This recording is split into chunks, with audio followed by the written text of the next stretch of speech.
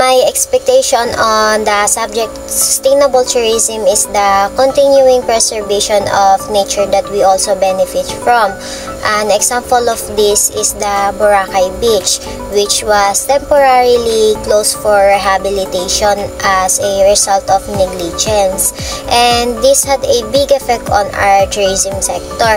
So it is important that we maintain a balance in the tourism industry and on our environment.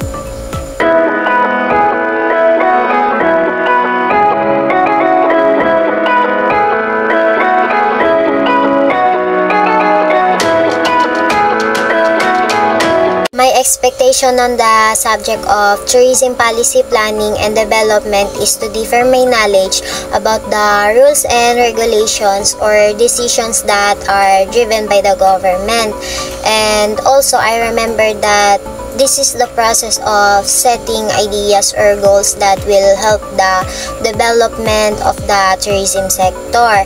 In simple words, its purpose is to facilitate accurate and appropriate planning in order to prevent or lessen any negative effects. I hope I learned a lot from you again, sir, and thank you po.